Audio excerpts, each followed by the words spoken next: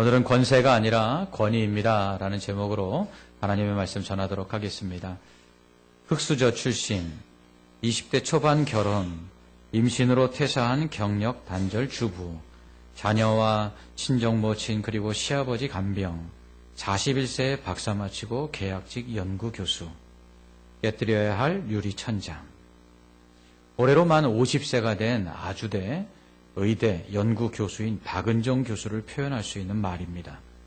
박 교수는 지난 15일 현택환 서울대 석좌교수, 이상엽 카이스트 특훈 교수 등 한국 최고 과학자 32명과 함께 2017년도 연구 성과 세계 상위 1% 연구자의 그 이름을 올렸습니다. 작년에 이어 올해가 두 번째라고 합니다. 박은정 교수에 대한 기사가 일간지에 이렇게 실렸습니다. 경력 단절 비정규직 연구교수 신분인 박 교수의 총 논문 수는 국제과학 논문 색인급만 65건, 국내 저널을 합치면 85건에 이른다. 논문을 많이 내던 해에는 한 해 16편까지 쓰기도 했다. 일반적으로 대학에서 교수들이 1년 동안에 한 해에 한 편 내지 2편 정도를 기본적으로 쓰게 되어 있습니다. 그런데 많이 쓰던 애는 16편을 썼다는 것입니다. 여전히 계약직 연구교수 신분이지만 어느새 그의 논문들이 편당 400회에서 500회 이상 피인용될 정도로 세계 독성학 연구자들 사이에 이름이 나기 시작했다. 2015년 말에는 이 같은 성과를 인정받아 미래창조과학부에서 주는 지식창조대상 장관상을 받았다. 2016년에 이어 올해도 세계 상위 1% 연구자에 오른 것은 그 결과물이다. 하지만 이 같은 스펙에도 불구하고 국내 대학들은 박 교수를 외면했다. 논문 실적은 뛰어나지만 어느새 나이 50이 된 비명문대 출신 경력 단절녀 박사를 환영하는 곳은 없었다. 해외는 물론 국내에서도 대학 평가가 일반화된 요즘이라 박 교수와 같은 고스펙의 학자가 들어오면 학교 순위가 오를 수 있다. 하지만 이미 학과 내에 자리를 잡고 있는 다른 교수들이 나이 든 사람을 후배 교수로 받아들이기를 꺼리는 국내 학계의 풍토가 박 교수를 거부했다. 안타까운 일입니다. 요즘 스펙하지요? 스펙이란 그 사람의 경력이나 능력을 말합니다. 그런데 박은정 교수는 세계 상위 1%에 드는 그런 대단한 학자입니다. 그런데도 왜 그녀를 좋은 대학에서 정규직 교수로 임용하지 않는 것일까요? 그것은 학계의 권위적인 시스템 때문입니다. 박사과정을 밟다가요, 지도교수가 돌아가시면 다른 교수를 지도교수로 택해야 되는데 그렇게 되면 어떻게 되느냐. 지금까지 공부했던 거 다 무효가 되고 다시 밑바닥서부터 시작해요. 또한 그 다른 지도교수 밑에 있는 그 제자들의 그 밑으로 들어가서 다시 시작해야 합니다. 그렇기 때문에 그 학교 출신이 아니면 아무리 스펙이 좋아도 교수로 임용되지 않는 경우들이 허다합니다. 이러한 현상은 학계의 권위적인 시스템 때문이죠. 권위주의적인 폐단입니다. 이런 것들을 보면 권위라는 것이 상당히 부정적인 것처럼 보입니다. 그러나 권위는 사실 좋은 겁니다. 권위는 나쁜 게 아니죠. 권위란 영향력을 끼칠 수 있는 힘을 의미합니다. 이러한 권위는 스스로 가지기도 하지만 타인이나 외부로부터 주어지기도 하는 것입니다. 정치에서는 대통령의 권위를 국민들이 위임하죠. 그러면 국민들로부터 위임받은 그 권위를 가지고 대통령은 국무를 수행하고 또 사람들을 또 세우기도 하고 그리고 사람들을 또 물러나기도 합니다. 이처럼 권위가 있다는 것은 무엇을 할 수 있는 힘을 부여받았다는 것인데요. 또한 권위가 있다는 것은 다른 사람에게 또 힘을 줄 수 있는 그러한 권리가 있다는 것을 의미하기도 합니다. 하지만 이러한 권위를 잘못 사용하면 권세가 됩니다. 권위가 권세가 되면 자신의 욕심과 욕망을 위해서 잘못된 힘을 발휘하게 되죠. 그래서 자신의 권세에 도전하거나 하는 사람들을 인정하지 못하게 됩니다. 그리고 또한 다른 권위를 또 인정하려고 하지 않습니다. 주장하려고만 하죠. 자신들의 말을 듣지 않는 사람들은 다 적이 됩니다. 자신의 권세를 잃거나 그 자리를 위태롭게 할 것 같으면 아무리 능력이 있어도 인정해주지 않습니다. 이것이 바로 권위주의입니다. 이처럼 권위가 권세가 돼버리면 이처럼 숨 쉴 틈이 없는 것입니다. 권위주의적인 사회 구조 속에서는 능력이나 그 어떤 것보다도 권위에 복종하거나 순응할 때만 기회가 주어집니다. 그래서 직장에서도 보면 권위주의적인 어떤 직장에서는 직장 상사에게 아부하거나 잘하는 사람은 승진하는데 능력이 있거나 실력이 있어도 오히려 그 직장 상사보다도 인정받을 것 같으면 오히려 무시되고 또 밟히는 경우가 바로 이러한 것을 의미하는 것입니다. 국정농단 사태도 이러한 권위주의적인 정치 구조 속에서 배태된 결과입니다. 세계 상위 1%에 드는 논문을 써도 정규직 교수가 될 수 없는 현실도 학계에 만연된 잘못된 권위주의 때문입니다. 이런 구조 속에서는 개천에서 용이 날 수가 없죠. 뿐만 아니라 뒤틀리고 잘못된 권위주의적인 구조는 올바로 바꾸기도 쉽지가 않습니다. 왜냐하면 자신들의 권위에 복종하지 않으면 적으로 간주하고 다 제거하기 때문이죠. 북한이 바로 이러한 절대적인 권위주의적 정치 구조를 가지고 있기 때문에 보통 사람들에게는 기회가 주어지지 않는 것입니다. 뿐만 아니라 이미 권세를 누리고 있는 자들, 기득권층들이 더욱더 비리를 저지르고 독재를 행하는 이유가 무엇입니까? 자신들의 자리를 유지하기 위함이죠. 이처럼 권위주의적인 구조 속에서는 절대로 성경적이고 복음적인 모습이 나타날 수가 없습니다. 예수님 당시도 마찬가지였어요. 예수님께서 예루살렘 성에 입성하셔서 성전에 들어가셔서 물건 파는 사람들과 돈을 바꿔주는 환전상들의 상을 뒤엎고 성전을 정화하십니다.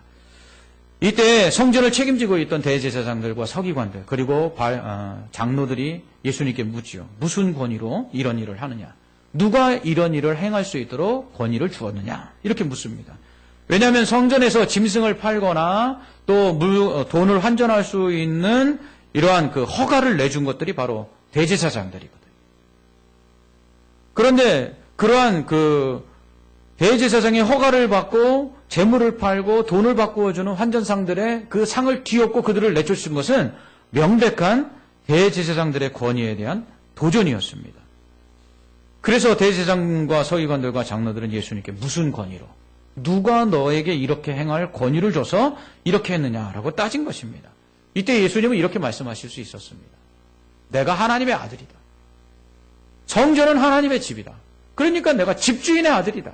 그러니까 곧 내가 주인이다. 나는 하나님과 동등한 존재다. 그러니까 내가 이 성전에서 내가 원하지 않는 일이 이루어지는 것을 보고 그것을 정화한 것은 문제가 되지 않는다. 너희가 이 대제사장으로서 서기관으로서 장로로서 성전을 관리할 그 권위도 성전의 주인된 내가 준 것인데 당연히 내가 너희들 위에 있지 않느냐. 그러므로 너희들이 아무리 허가했다 할지라도 내가 불허하면 그건 안 되는 것이다. 이렇게 말씀하실 수 있었어요. 그런데 예수님은 그렇게 말씀하시지 않으시고요. 오히려 예수님께서는 그들에게 질문을 하나 하십니다. 세례 요한의 세례가 하늘로부터냐? 아니면 사람으로부터냐? 너희가 이 질문에 답을 하면 나도 무슨 권위를 가지고 이런 일을 행하는지 알려주겠다. 이렇게 말을 했습니다. 하지만 그 대제사장들은 이러한 예수님의 그 질문에 답을 할 수가 없었어요. 왜입니까? 그들이 만약 세례 요한의 세례가 하늘로부터 왔다라고 대답한다면 예수님이 분명 그런데 왜 믿지 않았느냐? 그런데 왜 그에게 세례를 받지 않았느냐? 이렇게 말씀하실 것 같았어요. 그래서 사람으로부터라라고 이야기한다면 세례 요한이 하나님이 그에게 세례를 주라고 말씀하신 거 아니라 스스로 그냥 선지자가 돼서 세례를 준 것이다 라고 이야기하면 사람들이 백성들이 세례 요한이 하나님의 참 선지자라고 믿고 있었기 때문에 만약에 그렇게 이야기하면 백성들이 그들을 향해서 비난할 것을 생각하니까 백성이 두려워서 그렇게 대답할 수도 없었습니다. 그래서 알지 못하겠습니다. 이렇게 대답을 하죠. 그러자 예수님도 나도 무슨 권위로 이런 일을 행하는지 너희에게 말하지 않겠다. 이렇게 말씀하십니다. 여기서 우리가 깨달을 수 있는 것은 무엇이냐 하면 대제사장들과 서기관들, 장로들 그들은 예수님이 누구신지를 몰랐어요. 그래서 그들은 자신이 성전에서 가장 높은 권세를 가지고 있다고 생각했어요.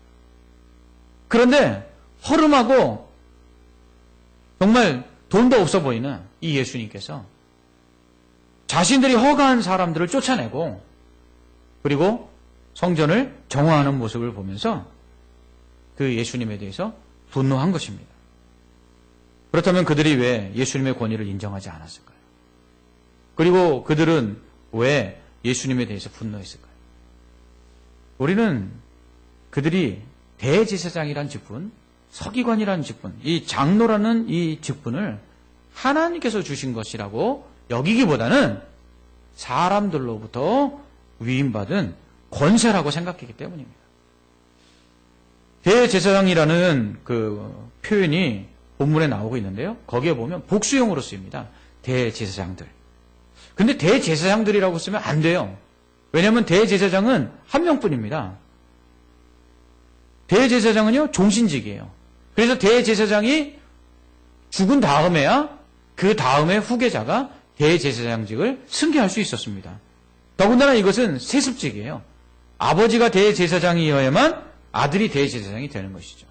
그래서 대제사장인 아버지가 죽은 다음에 그 아들이 대제사장직을 승계했습니다. 이것은 어디까지나 하나님께서 정하신 율법의 규정대로 그렇게 행하는 것이었죠. 그런데 예수님 당시에는 대제사장이 2명이었어요. 가야바와 안나스. 어떻게 대제사장이 살아있는데 다른 대제사장이 있을 수 있을까요? 당시 대제사장은 가야바였습니다. 대제사장이 생존한 경우에는 후계자를 대제사장으로 세우지 않는데 안나스가 생존해 있는데 그럼에도 불구하고 가야바가 대제사장으로 임명된 것은 이건 명백한 불법입니다. 대제사장직은 전직 대제사장 사후에만 이임될 수 있기 때문이죠. 더군다나 대제사장직은 아버지에게서 아들로 부자간에게만 승계가 되었습니다. 그런데 안나스와 가야바의 관계는요, 장인과 사위의 관계였어요. 어떻게 장인의 대제사장직을 사위가 승계할 수 있었을까요? 이것은 당시 이스라엘이 로마의 식민지로 있었던 상황을 통해서 이해할 수 있습니다. 로마의 식민 통치하에 있었던 이스라엘의 모든 정치, 종교적인 직책들은 대부분 황제에 의해서나 로마 황제로부터 위임받은 권세를 가진 이 총독에 의해서 임명됐습니다. 당시 대제사장은요, 로마 황제가 임명했습니다. 안나스는 퀴리니우스 황제에 의해서 임명됐다가 발레리우스 그라투스 황제에 의해서 면직됩니다. 살아있는 동안에 면직이 된 거죠. 그리고서는 그의 사위인 가야바가 대제사장에 임명됩니다. 그러나 면직됐음에도 불구하고 안나스는 여전히 대제사장으로서의 자리를 차지하고서는 유대주의자들의 실세 역할을 했던 것입니다. 이처럼 당시 대제사장은 하나님으로부터 위임받은 권위가 아닌 로마 황제로부터 위임받은 자리였습니다. 또한 로마 황제로부터 대제사장직을 받기 위해서 많은 돈을 황제에게 바쳤습니다. 바울이 붙잡혔을 때요, 총독 벨릭스가 그를 풀어주려고 어떻게 했냐면 자주 불러서 그에게 돈을 내도록 종용을 했습니다. 이처럼 당시 로마 시대 때는 어떠한 관직에 올라가려면 상당한 뇌물을 바쳐야만 했습니다. 그래서 제사장 중심의 사두개파와 그리고 헤롯 당 같은 정치 집단들은 많은 돈을 주고 이 로마 정부로부터 이 관직들을 샀습니다. 그러므로 그들이 돈을 주고 얻은 자리에서 그들이 원하는 것은 무엇이겠습니까? 들어간 만큼 돈을 얻는 것이죠. 이익을 얻는 것이에요. 뿐만 아니라 그런 자리에 계속해서 앉아서 자신뿐만 아니라 자신의 집안이 그것을 독차지하고 누리기를 원했습니다. 그런데 예수님께서 갑자기 나타나셔서 자신들이 그렇게 많은 돈을 주고 얻은 권위에 도전하자 기분이 나쁜 거죠. 보아하니 가진 것도 없어 보이는데 예수님께서 많은 돈을 주고 어렵사리 얻은 이 대제사장직에 도전하니까 감정이 상한 것입니다. 그들에게 대제사장 자리는 더 이상 하나님께서 맡기신 자리가 아니었어요. 그들에게는 하나님이 그 자리를 주셨는지 안 주셨는지 그건 중요하지 않아요. 그들에게 중요한 것은 그 자리에 앉아서 얼마나 돈을 벌 수 있느냐, 얼마나 명예를 얻을 수 있느냐, 이것이 그들에게 중요했습니다. 이제 대제사장의 자리는 사명을 위한 자리가 아니라 돈을 주고 산 권세를 누릴 수 있는 자리였어요. 그러므로 돈을 주고 사서 얻은 권위, 그래서 대제사장이란 직분이 남들 위에 군림하는 힘이요 권세가 돼버린 것입니다. 이런 상황에서 자신들이 성전에서 돈을 벌기 위해서 이 성전에 장사하는 자들에게 허가를 내주고 수입을 잡고 있었는데 그 수입원을 엎어버린 예수님은 눈의 가시와 같은 존재였죠. 그래서 대제사장들은 예수님께 무슨 권위로 자신들이 성전에서 장사하도록 허락한 사람들을 쫓아내며 누가 그런 권위를 줬느냐고 물은 것입니다.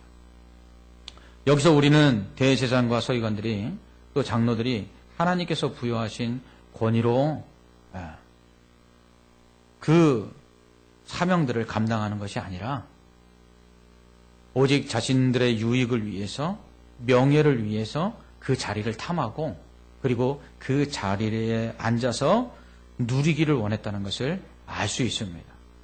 그렇기 때문에 세례 요한의 세례를 인정할 수가 없었어요. 그들은 세례 요한이 하나님으로부터 보내심을 받은 선지자라는 것을 알았어요. 그런데 그것을 자신들이 인정하면 백성들이 세례 요한을 더 따를 거 아니에요. 그러면 자신들이 사람들로부터 인기를 얻고 사람들이 자신들을 따르도록 하기 위해서 돈을 주고 산 이 대제사장직이 헛되게 되잖아요. 그러니까 세례 요한을 눈의 가시처럼 생각했고 자신들의 권위에 도전하는 것으로 여겨서 결국 헤롯을 부추겨 이 세례 요한을 죽이는 것입니다. 그런 면에서 이제 대제사장과 서기관들 그리고 장로들은요, 성전이 더 이상 하나님을 예배하고 하나님께 제사하고 그리고 하나님께 기도하는 곳이 아니었어요. 그들에게 성전은 이제 하나님의 이름을 팔아서 돈 버는 장소가 된 것이죠. 이제 성전은 하나님께 기도하는 것이 아니라 많은 사람들에게 높임을 받고 그리고 인정을 받는 그러한 명예를 유지하기 위한 도구가 되어버린 것입니다. 왜 그랬습니까? 그들은 권위를 권세로 착각했기 때문입니다.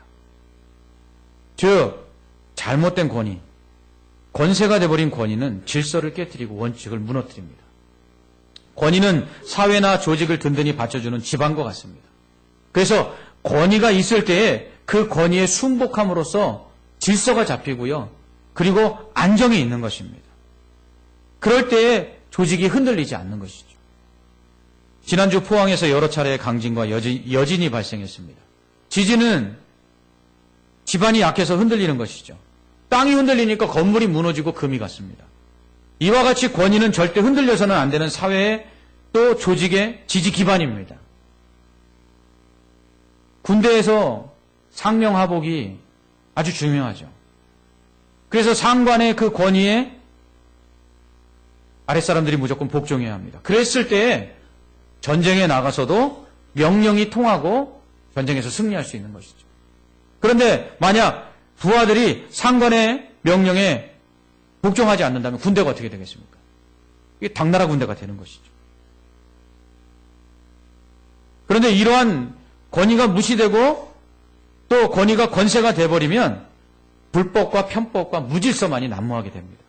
결국 하나님의 말씀이나 뜻은 찾아볼 수가 없게 되는 것이죠. 이렇게 권위가 권세가 된 곳에는 진리가 더 이상 존재하지 않습니다. 질서를 유지하고 불의를 용납지 않으며 정의를 세우기 위해서 하나님께서 권위를 부여하신 거예요. 그런데 그러한 권위가 개인의 탐욕과 명예를 위한 권세로 전락하게 되면 하나님의 뜻은 사라지게 되고요. 오직 분쟁과 분열만이 난무하게 됩니다. 무엇보다 권위가 권세가 되면 하나님의 권위는 사라지게 되고 인간의 권위만 가장 높은 자리에 오르게 됩니다. 대제사장들과 서기관들과 장로들처럼 그렇게 되는 것이죠. 그로 인해서 하나님의 권위가 무너지게 됩니다. 그래서 대제사장들과 서기관들과 장로들은 하나님이신 예수님의 권위를 인정할 수가 없었던 것입니다. 그러므로 우리는 무엇보다도 하나님의 권위, 신권에 복종해야 합니다. 신권이란 하나님의 권위입니다. 세상 모든 권위 위에 최고의 권위가 바로 하나님의 권위입니다. 이 신권으로부터 모든 권위가 파생되는 것이에요. 그러므로 모든 권위는 이 신권을 근원으로 삼고 있습니다. 신권으로부터 세상 모든 권위가 부여되고요. 그러므로 모든 권세는 하나님의 권위 앞에 복종해야 하는 것입니다. 이러한 신권에 복종할 때 모든 권위가 올바르게 세워지는 것이죠. 그런 면에서 신권에 누구보다도 복종해야 되는 건 교회입니다. 교회 안의 모든 권위는 하나님의 권위로부터 부여된 것이에요. 목사의 권위, 장로의 권위, 이거 다 하나님께서 위임하신 권위입니다. 성도들이 또한 함께 단합된 힘을 보일 수 있는 어떠한 공동의회나 이러한 권위도 다 하나님께서 부여하신 권위예요. 그러므로 하나님의 그 신권에 교회의 모든 권위들이 복종해야 하는 것입니다. 그러므로 교회의 어떤 권위도 하나님의 권위보다 앞서면 안 돼요. 목사의 권위나 장로의 권위, 성도들 전체가 주장하는 권위라 할지라도 하나님의 권위 앞에 복종해야 합니다. 만약 사람의 권위가 하나님의 권위보다 더 위에 있게 되면 교회는 하나님의 공동체가 아니라 사람의 집단이 되고 마는 것이에요. 대제사장들과 서기관들과 장로들이 하나님의 권위를 인정하지 아니하고 자신들의 권위를 권세로 여길 때에 결국 성전이 강도들의 굴레로 바뀌어진 것처럼 교회도 그렇게 되는 것이죠. 특히 목사 개인이나 장로를 비롯한 몇몇 사람들의 권위가 하나님의 권위 위에 서게 되면 교회는 사유화됩니다. 현재 명성교회 세습으로 인해 교회가 사회로부터 지탄을 받고 있죠. 통합 측 총회 헌법은 교회 세습을 현재 불허하고 있습니다. 그런 가운데 교회 세습이 진행됐기 때문에 명성교회의 세습은 불법입니다. 또한 교회는 목사 개인의 사유재산이 아닙니다. 그러므로 목사가 자녀에게 교회를 넘겨주는 것은 옳지 않습니다. 물론 적법한 절차를 밟아 승계할 수 있습니다. 그러나 교단이 헌법으로 불허하고 있기 때문에 목사가 자녀에게 교회를 세습하는 것은 어떠한 면에서든지 불법입니다. 이것은요, 하나님께서 부여하신 이 권위를요, 권세로 여겼기 때문입니다. 그리고 이 권세를 더욱더 누리고, 그리고 그것을 혼자 독차지하고 그 집안이 차지하게 한 탐욕과 욕심의 발로인 것입니다. 그러므로 교회는 하나님의 신권에 복종해야 합니다. 교회는 이렇게 하나님의 권위인 신권에 복종해야 되지만 교회 역시 교회에게 위임된 교회의 권위, 교권에 복종해야 합니다. 교회의 권위는 하나님으로부터 부여받은 권위입니다. 이 권위는 교단이 법을 통해서 담임 목사에게 위임하고 또 장로들의 회인 당회에게 위임한 권위입니다. 그러므로 교회는 목사와 당회의 치리하에 복종해야 하는 것이죠. 그러기 위해서는 목사와 장로의 권위는 철저하게 신권으로부터 위임된 권위임을 잊지 말아야. 그런 점에서 목사나 당회의 장로들에게 위임된 권위는 권세가 아닙니다. 목사의 권위는 개인의 힘을 나타내기 위해 부여하신 것이 아니라 교회를 섬기기 위해 주신 것입니다. 바울은 장로는 주장하는 자세로 하지 말라고 말합니다. 그러므로 목사 개인에게 위임된 권위와 당회의 권위는 주장하는 힘을 가시하기 위한 성도들에게 복종을 강요하는 그러한 권세가 되어서는 안 됩니다. 왜냐하면 하나님께서 위임하신 그 권위는 철저하게 낮아져서 예수 그리스도를 본받아 교회를 섬기도록 위임된 권위이기 때문입니다. 그럴 때 교회는 질서와 평화가 있고 평안이 있게 되는 것입니다. 대제사장들과 서기관들과 장로들이 자신들의 권위를 권세로 여기게 되자 하나님의 집이요 만인의 기도하는 집인 하나님의 성전은 강도의 구레로 바뀌었습니다. 거기서는 자신의 그 탐욕을 채우기 위해서 돈을 버는 돈벌이의 자리로 바뀌었고요. 그렇게 돈과 명예를 얻을 수 있는 그 탐욕의 자리를 계속해서 유지하기 위해서 로마 정부에 돈을 바치고 그 자리를 계속해서 유지하려고 하는 대제사장들과 서기관들, 장로들만이 거기에 있었습니다. 섬김과 헌신은 찾아볼 수가 없었습니다. 그저 자신이 가진 권리와 권세만 유지하려는 강도 같은 자들이 드글드글 했던 거죠. 목사와 장로를 비롯한 교회를 섬기도록 위임받은 권위자들이 위임된 권위를 권세로 여기고 그래서 교회를 사유화하고 그리고 자신의 재산과 그리고 자신의 명예와 자신의 탐욕을 채우려고 노력하게 되면 결국 교회는 강도의 소굴로 바뀌게 되는 것입니다. 이처럼 자신들에게 부여된 권위를 교회를 세우고 섬기는 데 사용치 않은 대제사장들과 서기관들은 장로들은 결국 예수님의 권위를 인정하지 못하게 됩니다. 하나님의 아들이신 예수님의 권위를 인정하지 못함으로 말미암아 그들은 교회를 더욱더 강도의 구렬로 만들었고요. 결국 그들은 구원받지 못합니다. 이처럼 권위를 권세로 착각하는 사람들은 하나님께 버림을 받습니다. 권위를 권세로 착각하는 사람들은 결국은 하나님의 교회를 강도의 소굴로 변질시켜 버리는 것입니다. 그러므로 하나님께 위임받은 권위를 목사와 장로들 그리고 교회에서 그 권위를 위임받은 사람들은 바르게 사용해야 합니다. 그럴 때 교회가 평안하고 질서가 유지되고 부흥하게 되는 것입니다. 뿐만 아니라 교회는 또한 이렇게 위임된 하나님께서 주신 권위를 가지고 있는 목사와 장로 그리고 교회의 지도자들에게 순복해야 합니다. 가끔은 보면 이런 얘기들을 할 때가 있어요. 장로님이 섬겨야 되죠. 목사님이 섬겨야 되죠. 여러분, 목사와 장로를 하나님께서 섬기라고 말씀하셨지 성도들이 목사와 장로에게 섬김을 강요하라고 말씀하지 않았어요. 위임된 권위에 복종하고 순종할 때의 질서가 있습니다. 그러므로 목사와 장로는 권위를 주장하지 아니하고 섬길 때에 또 교회는 그 하나님으로부터 위임된 그 목사와 장로의 권위에 순복할 때에 그때의 교회가 평화롭고 안정되고 그리고 부흥하게 되는 것이죠. 또한 우리에게 복종해야 될 권위가 있는데 그것은 부권입니다. 부모님의 권위에 복종해야 합니다. 부모를 공경하라는 하나님의 말씀은 곧 우리가 절대로 복종해야 될 명령입니다. 부모를 공경하지 않는 자는 하나님을 사랑하지 않는 것이다. 성경은 말하죠. 가정에서 부모님의 권위가 상실되면 어떻게 됩니까? 부모님의 사랑, 부모님의 은혜 알 수가 없죠. 감사가 없죠. 그러니까 부모님의 권위에 복종하지 않는 것 아닙니까? 그렇게 되면 사회 전반의 모든 권위가 다 무너지게 됩니다. 요즘 중고등부 학생들 보면 가끔 겁날 때가 있어요. 어른들을 알아보는 것도 아니고 인사할 줄도 모르고 그리고 어떠한 권위에 오히려 반발만 하는 그런 모습들을 봅니다. 그러한 아이들이 하나님께 순종할 수 있겠습니까? 하나님의 권위에 복종할 수 있겠습니까? 가정에서부터 부모의 권위가 회복되어야 합니다. 부모의 권위에 복종하고 순종하고 그 은혜와 사랑을 감사할 줄 알 때에 우리는 하나님의 은혜와 사랑에도 감사할 줄 알고 그 권위에 복종할 수 있는 것입니다. 또한 우리가 복종해야 될 권위는 정권입니다. 세상의 모든 권세는 하나님으로부터 왔다고 바울은 말합니다.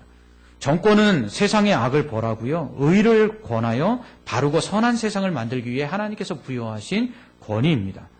그러므로 정권은 법을 가지고 다스림으로써 정의와 공의를 실행하고요.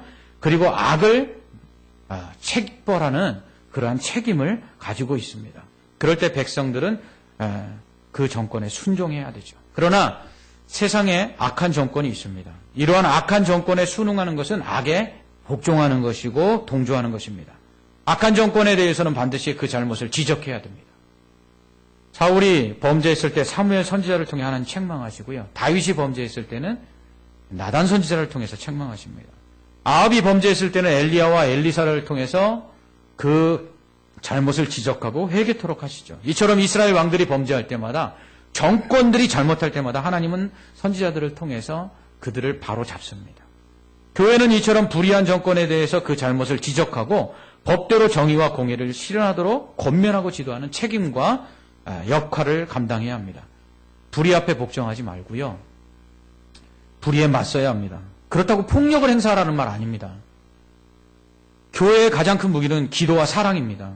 기도와 사랑 가운데 잘못된 정권을 바로잡음으로써 올바른 정권을 통해서 하나님의 공의와 정의가 이 세상에 실현되도록 교회는 노력해야 합니다. 마지막으로 우리가 복종해야 될 권위는 인권입니다.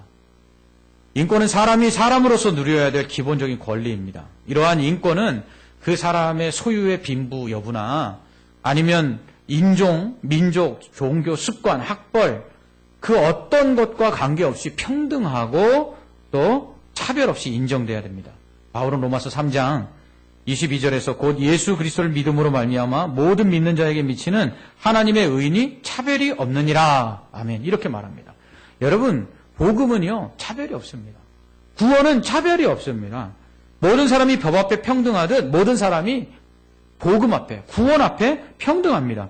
그러므로 하나님은 모든 사람을 차별 없이 사랑하시죠. 그러므로 예수 믿는 사람도 모든 사람들을 차별 없이 사랑해야 됩니다. 그러기 위해서는 인권을 존중해야 되죠. 우리나라 사람들이 아메리칸들이 꿈꾸며 미국 이민 초창기에 얼마나 많은 차별을 당했습니다. 그런데 지금은 반대로 코리안들이 꿈꾸고 온 이 외국인들에 대해서 우리가 얼마나 많은 차별들을 합니까? 믿는 사람은 이래서는 안 됩니다. 믿는 사람은 인권을 존중해야 합니다.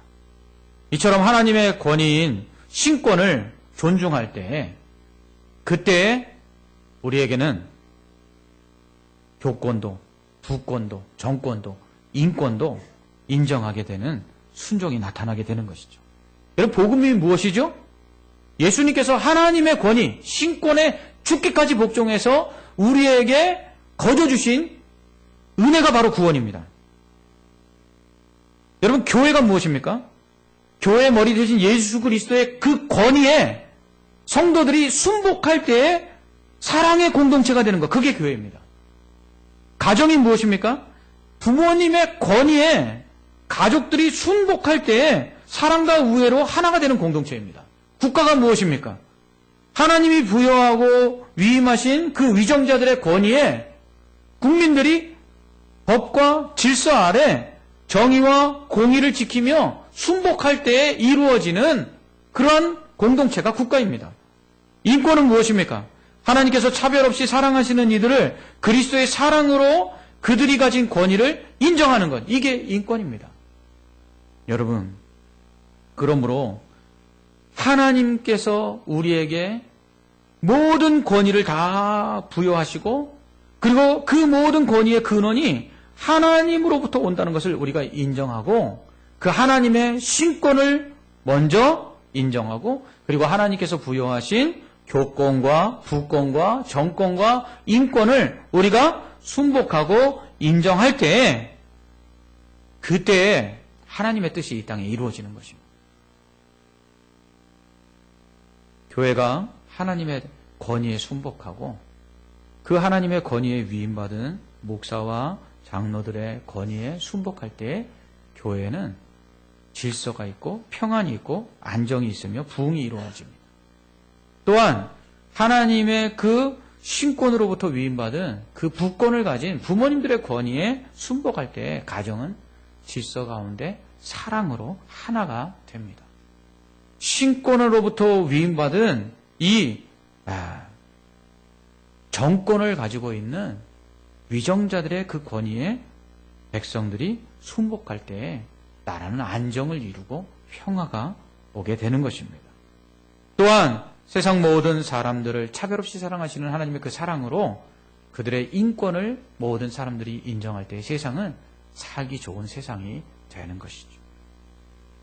교회 안에서 예수 그리스도의 그 신권이 부정되자 교회는 강도의 소굴이 된 것처럼 하나님께서 위임하신 이 권위들이 바로 인정되지 못할 때에 세상은 엉망이 되는 것입니다.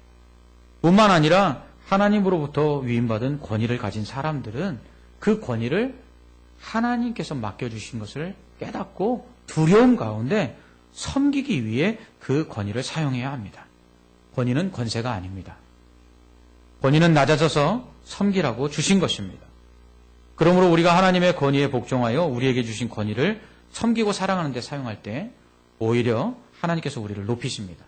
예수님께서 하나님과 동등된 권위를 버리시고 낮고 천한 인간의 모습으로 이 땅에 오셔서 십자가에 죽기까지 그 권위에 복종하여 순종하시고 그리고 섬기셨을 때 하나님께서는 그 예수님을 다시금 높이사 모든 이름 위에 뛰어난 이름을 주셨습니다. 이처럼 우리에게 위임하신 이 권위를 주장하는 권세로 사용하지 아니하고 섬기기 위한 자리임을 기억하고 힘임을 기억하고 섬겨 나아갈 때에 하나님께서는 이 나라와 또 교회와 가정과 그리고 이 사회를 안정과 질서 속에서 평안과 감사가 넘치도록 은혜를 베풀어 주실 것입니다. 기도하겠습니다. 하나님 아버지, 세상에 잘못된 권위를 가지고 권세를 누리려고 법을 어기며 불법을 자행하고 그리고 온전한 권위를 인정하지 아니하고 다툼과 분열과 분쟁 속에 있는 모습을 보게 됩니다. 하나님, 먼저 하나님의 권위를 인정하고 하나님의 그 권위로부터 위임된 교권과 부권과 정권과 인권들을 우리가 인정하게 하여 주시옵소서. 그럴 때 교회와 가정과 또 나라와 이 사회가 안정을 이루게 하시고 평안을 누리게 하시며 하나님의 다스림 속에 악이 떠나가고 정의와 공의가 실현되는 가운데 모든 이들이 행복하고 감사할 수 있는 천국이 임하게 하여 주시옵소서. 우리에게 주신 이 권위로 주장하려고 하지 말게 하여 주옵시고 섬김으로 예수님의 본을 따라서 살아가게 하실 때에 예수님처럼 가장 높은 이름을 주시고 뛰어난 이름을 주사 높이시는 은혜가 겸손히 위임받은 권위를 사용하는 자들에게 있게 하여 주시옵소서. 예수님 이름으로 기도합나이다. 아멘.